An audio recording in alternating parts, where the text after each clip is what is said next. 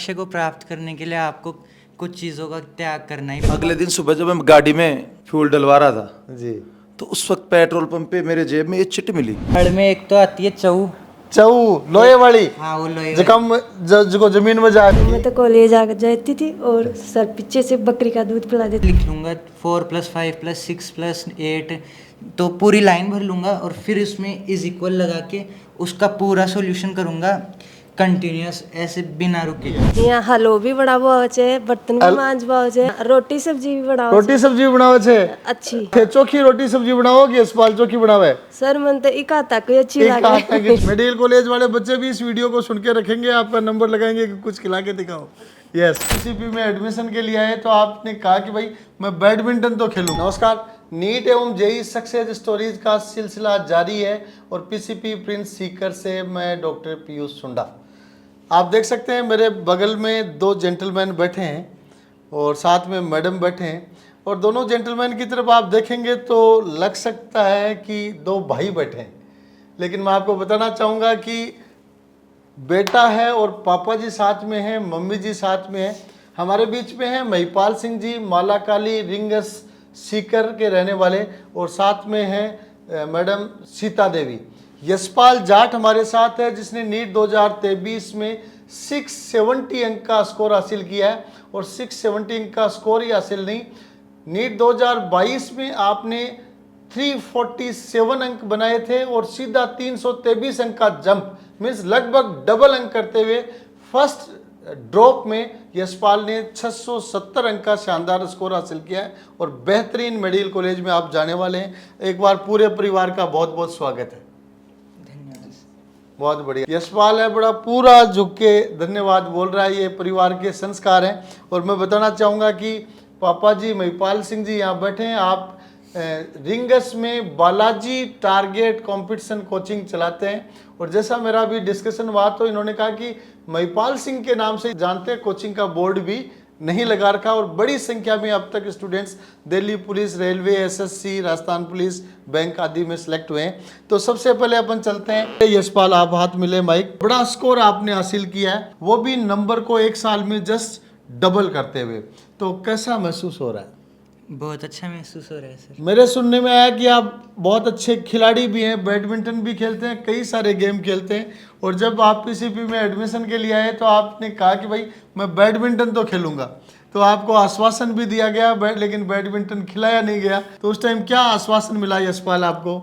लक्ष्य को प्राप्त करने के लिए आपको कुछ चीज़ों का त्याग करना ही पड़ता है जी, तो फिर आप उस आश्वासन में और उस डिटर्मिनेशन में घुल मिल गए और आपने एक साल गेम को बंद रखा, फुल्ली नीट की तैयारी में लगे। तो यशपाल, आपसे पहले मैं महिपाल जी से बात करना चाहूँगा क्योंकि आप कोचिंग संस्थान संचालक हैं। बाद में फिर मैं आपके पास आऊँगा ताकि आप नीट एक्सपीरियंस को बता सकें, टिप्स दे सकें कि एक साल में मार्क्स को डबल या उससे ज़्यादा कैसे बढ़ाया जा सकता है। महिपाल जी, आप स्वयं कोचिंग संस्थान चलाते हैं, निश्चित रूप से कोचिंग संस्थान चलाने के बाद आदमी एक अच्छा मेंटर भी हो जाता है, चाहे किसी भी चीज़ की तैयारी करो। आज के दिन बेटा एकदम बराबर से कदकाठी में आ चुका है और अच्छे मार्क्स के साथ डॉक्टर बन चुका है। कोचिंग आप चलाते हैं, चारों तरफ लंबा चौड़ा आपका संघर्ष है, लंबा चौड़ा आपका कवरेज है, तो कितनी बधाइयाँ मिली इसकी सक्सेस के बाद में? काफ़ी बधाइयाँ मिली जी, और काफ़ी गर्वान्वित महसूस हुआ जी, इसके लिए मैं प्रिंस परिवार का धन्यवाद देना चाहूँगा। जी। कोचिंग आप स्वयं चलाते हैं, चारों तरफ लोगों में बहुत अच्छी पहचान है, तो पीसीपी में यशपाल रहा, इसके पढ़ाई का तरीका क्या क्या रहा और इतना जंप इसने किस स्टाइल से लिया, बाद में इससे भी पूछेंगे, पहले आप बताएं। एक दिन यही क्वेश्चन मैंने भी यशपाल से किया जी, तो इसने मुझे बताया, बोले पापा मेरा पढ़ाई का स्टाइल ये था कि जैसे मैंने कोई भी एक चैप्टर ले लिया जी, और जैसे मैंने आज उसके 2 चैप्टर कंप्लीट किए, उसके बाद अगले दिन जब मैंने तीसरा और चौथा चैप्टर खोला तो उससे पहले दूसरे चैप्टर का रिवीजन किया। बहुत अच्छा, रिवीजन साथ साथ लेकर चले। हाँ, तो जैसे मैंने एक लेसन को कंप्लीट किया जी। तब तक मेरे लगभग सभी चैप्टर्स का 5 से 10 बार रिवीजन हो चुका था। रिवीजन पे ज़्यादा फोकस रखा। बहुत अच्छा, ये नीट और जेईई दोनों में सक्सेस की बहुत स्ट्रेटजी होती है कि साथ साथ में रिवीजन करना जरूरी है, अन्यथा पता चले 6 महीने बाद कि बहुत कुछ पढ़ लिया लेकिन पुराना तो वॉश आउट हो गया। इसके बाद इसने मुझे बताया आगे, पापा जब मैंने इसको दोबारा मतलब जब एग्ज़ाम नज़दीक आया मैंने रिवीजन वापस दोबारा स्टार्ट किया, तो मैं ये सोच रहा था कि लगता है काफ़ी कुछ मैं भूल गया होऊंगा, लेकिन जैसे ही मैंने एक बार देखा तो उस रिवीजन का फ़ायदा ये मिला कि सब चीज़ें जल्दी रिकॉल हो गई। बहुत अच्छा। रिवीजन का ये बेनिफिट निश्चित रूप से बच्चे को मिलता है। आप चलते हैं यशपाल के मम्मी जी की तरफ। मम्मी जी एकदम देसी पैरान में ही तो सिलेक्शन होया बाद में लुगाया बताया का मैसेजर कोई बधाई रही के हाँ सर। कौन कौन काई खी उस मामनी के लिए किताब खी और बधाई किताब दी सर बहुत सारा दिया। जी। तो बेटा बेटी की परवरिश थे बहुत बढ़िया कर रहे हो। तो बेटा बेटी की परवरिश के दौरान में यह लग रहा है कि फिजिकल भी बहुत बढ़िया है, तो ख्वाबा पावा पर भी मन लगे ज्यादा ध्यान रखे। सर ये ज्यादा ही खाता था। खाता ज्यादा था तो डाइट में थे का ही ध्यान रखता, का ही सर्विस चलती डाइट सर की? पढ़ता रहता और खाता रहता था। पढ़ता रहता और खाता रहता। हाँ भाई, प्लेट तो साथ ही रहती थी। प्लेट रहती के सगे? हाँ प्लेट ही। खाबा की प्लेट सगे रहती, बहुत अच्छी बात है, एनर्जी बराबर मिलती रहती है। हाँ ये सर। तो यशपाल के बचपन की कोई चीज की थान याद आ रही है? कई बार लोग क्या करें ना, पूत का पैर पालना में दिखे सर कि बड़ो बनवाड़ो है, तो बचपन की कोई चीज यान की थान याद आ रही है? सर बचपन में तो मैं कॉलेज कर रही थी, उसी टाइम ये इसका जन्म हुआ था जी। तो मैं तो कॉलेज आ जाती थी और सर पीछे से बकरी का दूध पिला देते सर। बहुत बढ़िया। तो ग्रामीण परिवेश में ऐसी चीजें काफी दफा देखने को मिलती हैं और निश्चित रूप से ग्रामीण परिवेश में बच्चे का जो डेवलपमेंट होता है वो भी प्योर हाइजेनिक ऑर्गेनिक होता है। तो ये एग्जाम्पल्स आप देख रहे हैं। आते हैं वापस यशपाल की तरफ। यशपाल इस वीडियो को नीट के बहुत सारे एस्पिरेंट्स देखेंगे। नीट के एस्पिरेंट्स को आप तैयारी की स्ट्रेटेजी बताओ। बहुत दफ़ा अपन देखते हैं कि बच्चा मेहनत तो बहुत कर रहा है लेकिन उतने नंबर उसके नहीं आते हैं, तो आप बच्चों को कोई स्मार्ट स्टडी की स्ट्रेटेजी बताएं जिसमें बच्चा मेहनत कर रहा हो उतना रिजल्ट उसको दिखने लग जाए। सर सर्वप्रथम तो मैंने कैलकुलेशन की प्रैक्टिस काफ़ी की थी। किस रूप में, किस तरीके से प्रैक्टिस की कैलकुलेशन की? सर मैं बेसिक से स्टार्ट करता हूँ, मेरे पापा जी ने मुझे बताई ये सब चीज़ें। तो मैं नॉर्मल एडिशन पे ज़्यादा ध्यान देता हूँ। जैसे एक पेज ले लिया, अब उसमें एक लाइन है तो उसमें मैं लिख लूँगा 4 + 5 + 6 + 8, तो पूरी लाइन भर लूँगा और फिर उसमें इज इक्वल लगा के उसका पूरा सॉल्यूशन करूँगा कंटिन्यूस, ऐसे बिना रुके। तो इन चीज़ों से मेरी काफ़ी प्रैक्टिस हुई, मल्टीप्लिकेशन के इन सब चीज़ों की काफ़ी प्रैक्टिस की, जिस वजह से फिजिक्स और फिजिकल केमिस्ट्री दोनों में कैलकुलेशन बहुत अच्छा। मैं ध्यान आकर्षित करना चाहूँगा, बड़ा सिंपल सा एग्जाम्पल यशपाल ने बताया कि शुरुआत के समय जस्ट फिगर्स लिखे, प्लस प्लस प्लस प्लस लिखे और फिर उनको एक साथ कैलकुलेट किया और फिर उसका इक्वल टू का मान लिखा। तो डेफिनेटली ये नीट के सिलेबस में कहीं नहीं है, लेकिन इस चीज़ से ब्रेन एक्टिव हो जाता है, शार्पनेस बढ़ जाती है और बच्चा आगे जो वर्कआउट करेगा उसमें कैलकुलेशन की मिस्टेक होने के चांसेस कम हो जाते हैं। इसलिए फिजिक्स और फिजिकल केमिस्ट्री के लिए आपका स्ट्रेटजी है वो बहुत ही बेनिफिशियल है। नेक्स्ट टिप्स बताएं।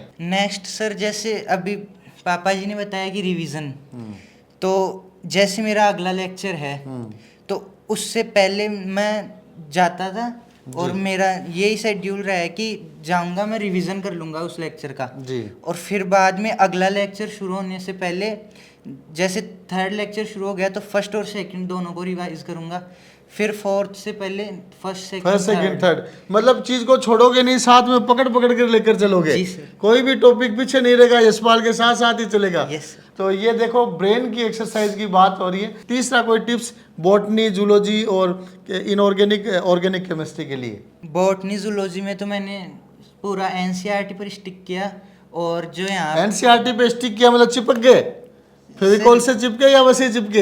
एनसीईआरटी पढ़ी। बहुत अच्छा, ये वर्ड काम में लिया जाता है बच्चों के द्वारा, स्टिक टू एनसीईआरटी, उससे चिपके रहो, बहुत अच्छी बात है। जी सर।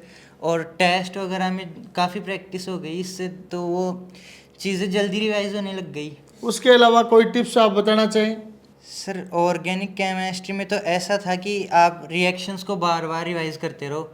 मैंने जैसे चिट्स बना ली थी और उनको दीवार पे लगा लिया था। जी। जब भी मुझे टाइम मिलता मैं उन सबको देख लिया दीवार करता। पे प्रदर्शनी लगा दी, उसको जब फुर्सत मिले तब देखते रहो। तो थोड़ा सा फ्लैशबैक में चल लेते हैं।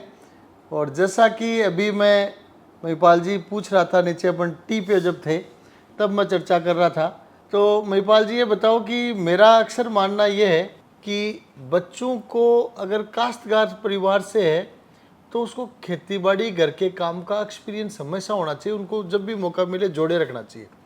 ताकि वो अपनी माटी से जुड़ा रहे, अपने पुराने काम में कितना परेशानी होती है, संघर्ष होता रहता है, उससे जुड़ा रहे। तो ये मैं अक्सर संदेश देता हूँ सभी अभिभावकों को भी। तो ये बताएं कि बहुत मजबूत तो शरीर है यशपाल का, तो ये मजबूत शरीर ने कोई खेतीबाड़ी में, घर का काम में भी लीड होएगा? पहली बात तो मैंने आपको सांवलपुरा में सुना था, पलसाना में, जी और मैं आपकी बात से पूरी तरह सहमत हूँ। जी यशपाल जी जब भी घर जाते हैं तो घर का पूरा काम करते हैं। जी जी हाँ, काई काई करके रहे, जैसे आपका गोज निनाण करना, गोज निनाण करना, गाय भैंस भी रखो खेत हाँ में? गाय भैंस रखते हैं तो उनका जो गोबर है वो भी उठा के डालना। बहुत बढ़िया, very good very good very good. कोई भी खेती का काम हो तो ये करते हैं। तो यशपाल जी से ही पूछ लेते हैं। यशपाल जी थे, बताओ खेत का कौन कौन सा काम कर रही था? गोज निन्नाण, लावणी डूचणी, लावणी डूचनी भी कर ली, भैंसा का गोबर पोठन, गोबर पोठा भी उठा लियो, और कहीं कहीं काम कर लियो, लूम काटवर, लूंग काट लियो। जहाँ अब काम करेड़ा हो, थोड़ा मैं टटोल भी लिया कि काम करेड़ा हो कि यहाँ बातें कर रहे हो यशपाल जी। तो आप बताओ जी, यहाँ गाय भैंस ने जठियापा रखा और बठे जी बिन हबो भी को चारों पानी रहे भी जगह कहीं बोले चारों गेरा जिम तो बिन तो ठाण खींची, चारों गिरना बिन ठाण खेचे, बहुत बढ़िया खेचे। तो फिर ट्राई करता हूँ, देखे यशपाल ने कितना काम किया। जहाँ गाँव में अपने हड़बाओ है, भी हड़ में कहीं कहीं चीज लगे हैं। हड़ में एक तो आती है चऊ, चऊ लोहे वाली, हाँ वो लोहे जकम जो जमीन में जाएगा, ठीक है। और काशनी, काशनी कौन सी वो तो मन भी ध्यान को काशनी चऊ न पकड़ रखे जवा, रखे छे चऊ ने।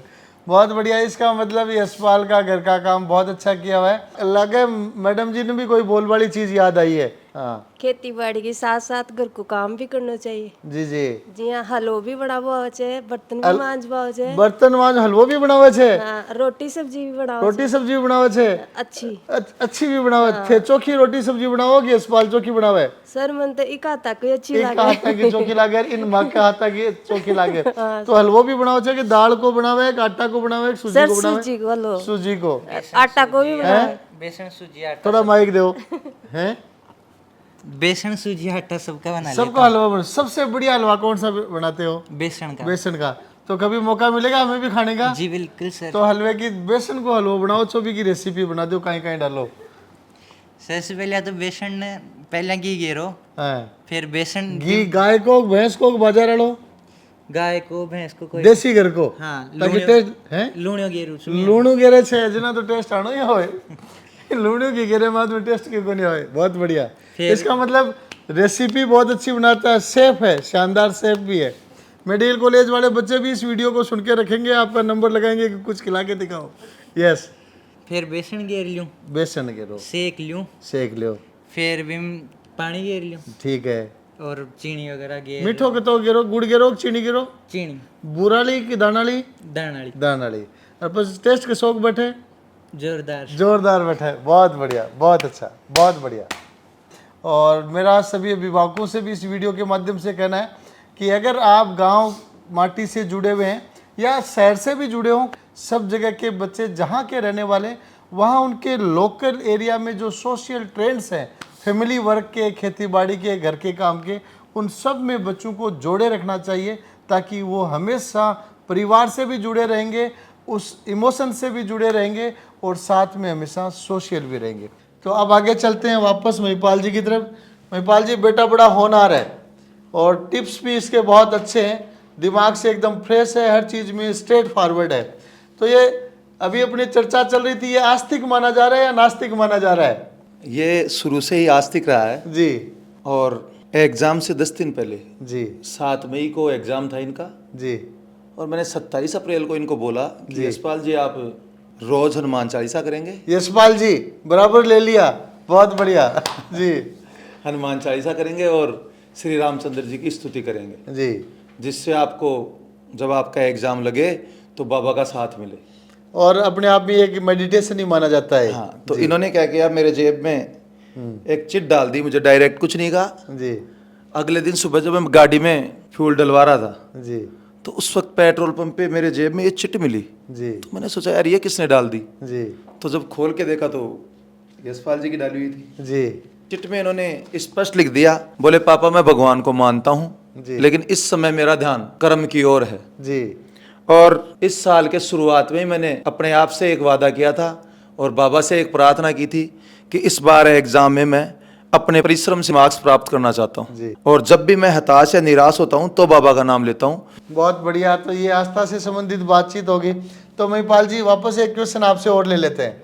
कोचिंग आप बहुत अच्छा चलाते हैं, चारों तरफ आपकी प्रसिद्धि है।